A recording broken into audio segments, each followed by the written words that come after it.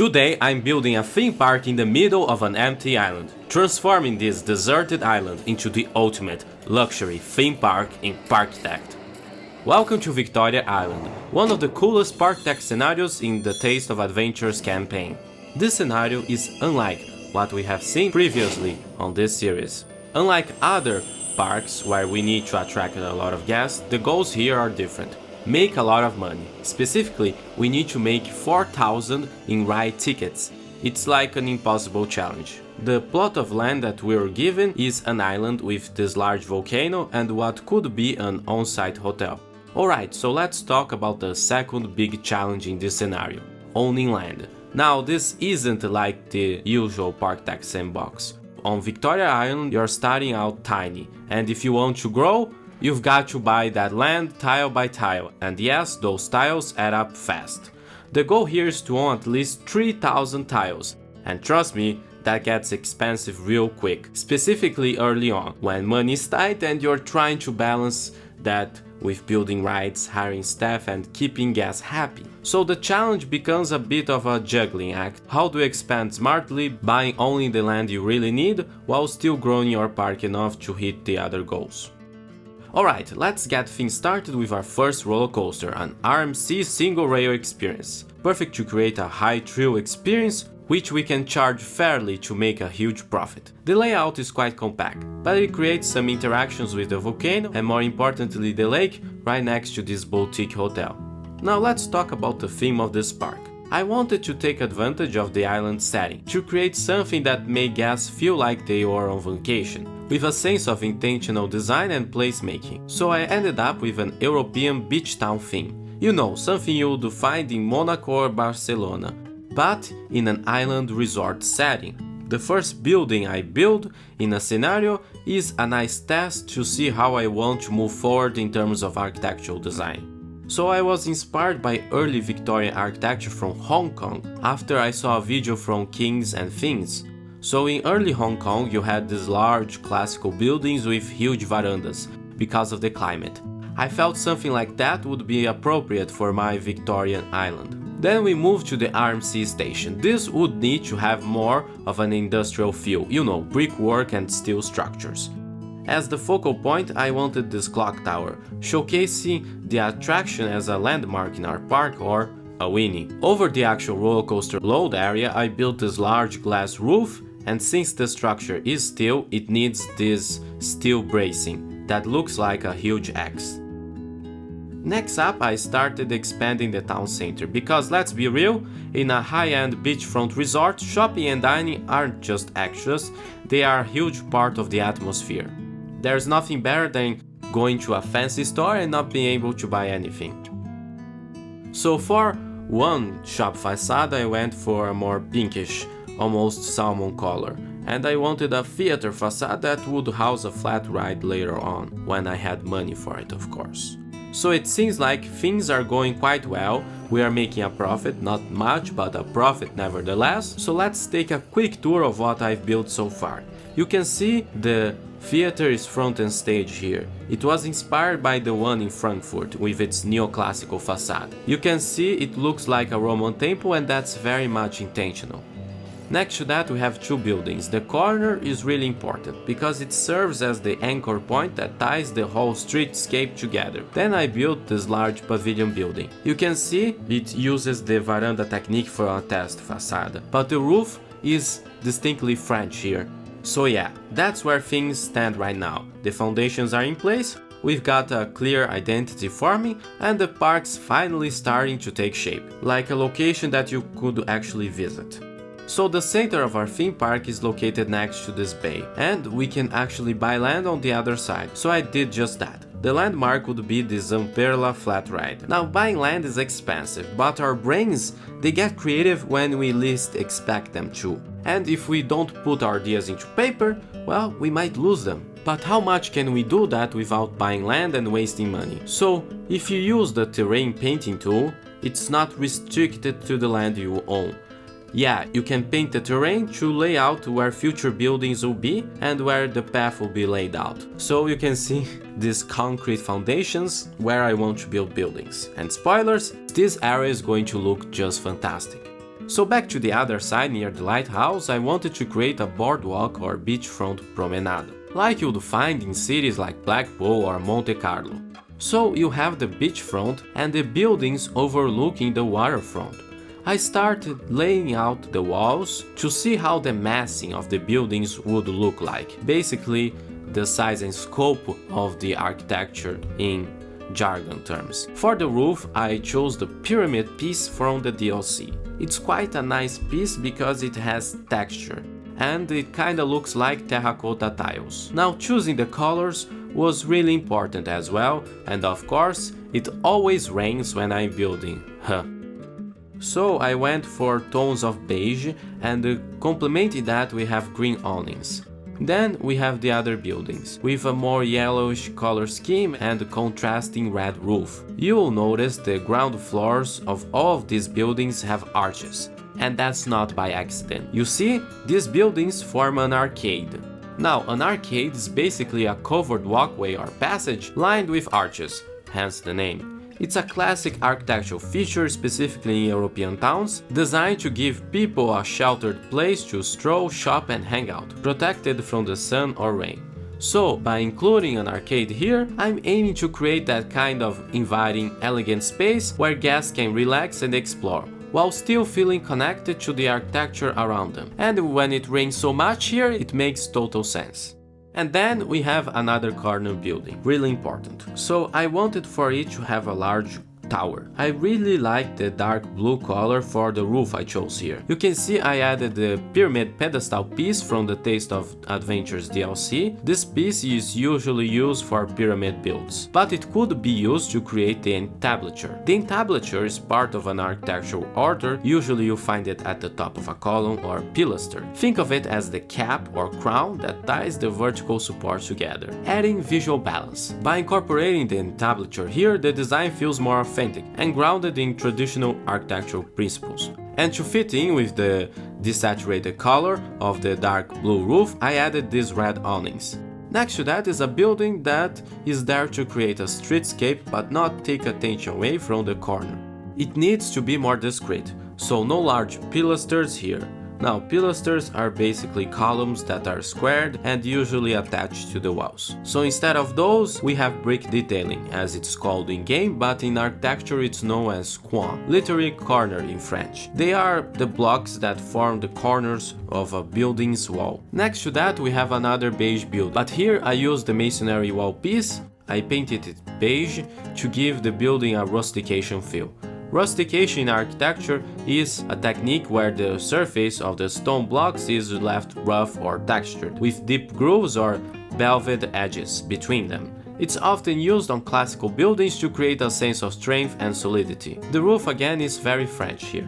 Now, a massive beachfront resort needs its own government, for tax haven purposes. Because of that, I wanted a large congressional building that functionally would serve as a train station. I was inspired by the Congreso in Buenos Aires, Argentina, because it features this large, impressive dome, and I thought it would be perfect to showcase the new pieces Parkitect added, like the prolate. So the layout is divided in 3 parts. It's very symmetrical, like a big governmental building needs to be.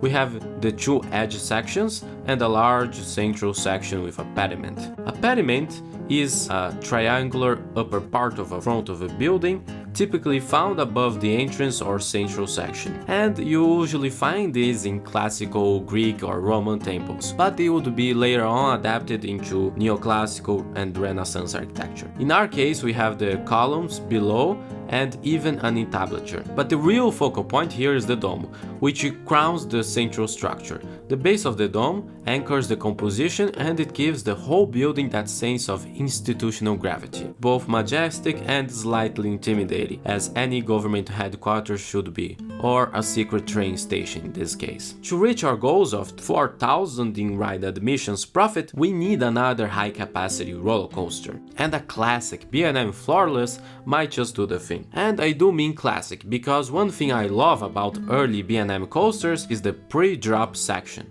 It's that little dip right after the chain lift.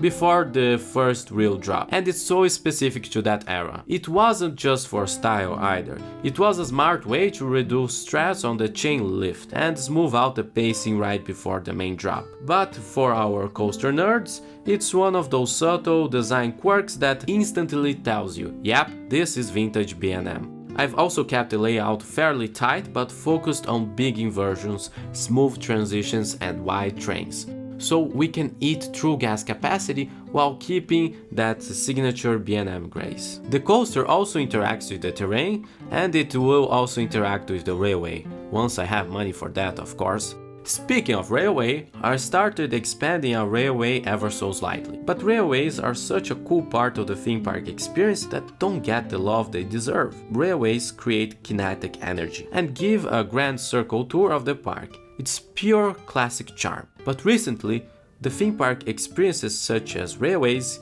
get left behind in the rush of contemporary theme park design. Now, things like lightning lanes and high thrill attractions get precedent over these calmer, tranquil experiences. Don't get me wrong, big rides are great, but experiences like a railway, they offer something else: atmosphere, rhythm, and, well, breathing room.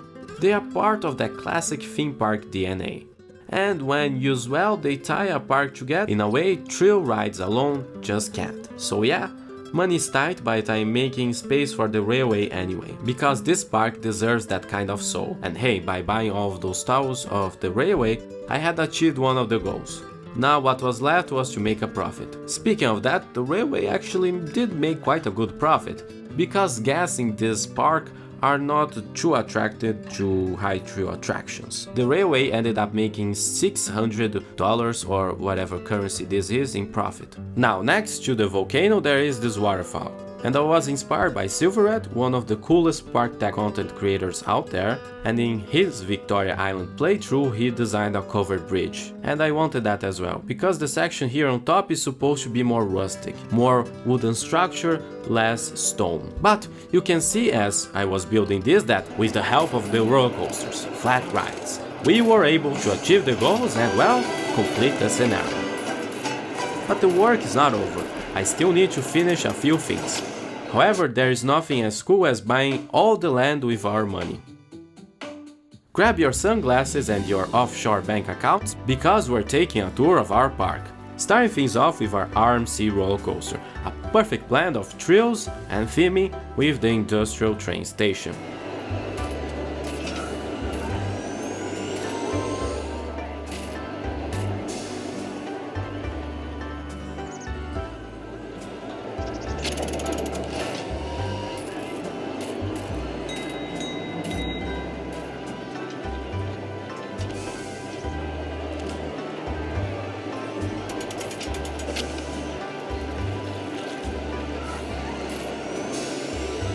Then we have our top spin, taking advantage of the topography, giving nice views of the cityscape and the ocean beyond, all while you go upside down.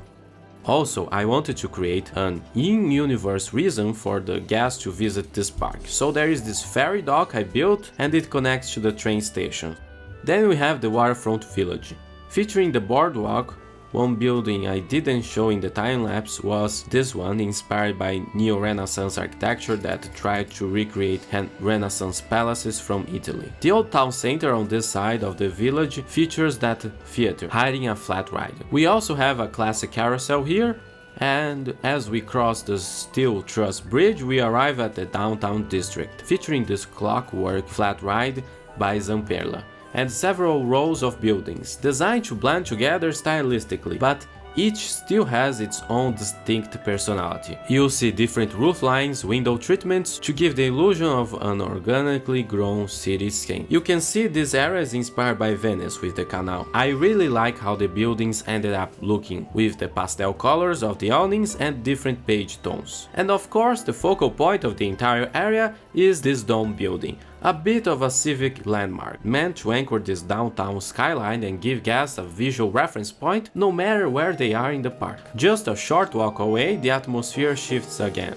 Since this is an island resort, I thought adding hotels would be appropriate, as this park would work like an all-inclusive resort, very much like Jet2 holidays. Nothing beats a Jet2 holiday.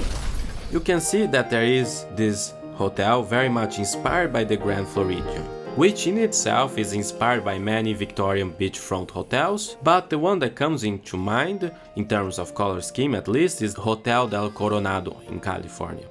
So to fit in with that resort vibe, we have these wooden buildings near the B&M Forest Coaster. This is our rustic area, so you have Victorian pavilions and a forest vibe. Let's take a ride.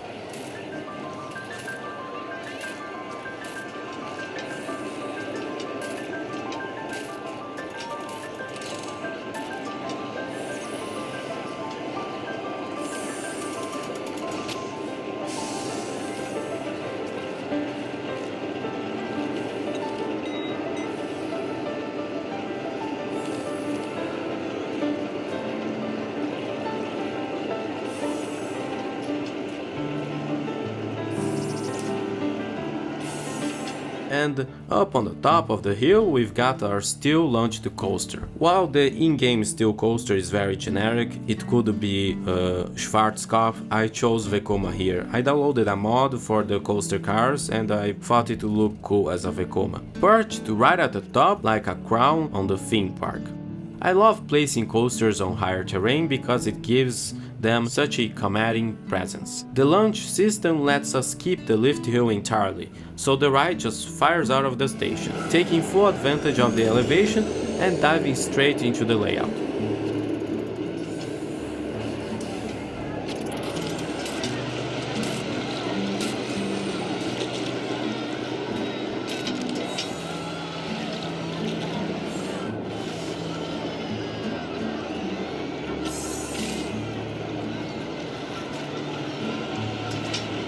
Next to our covered bridge there is this gazebo dome in basic shapes and pillars.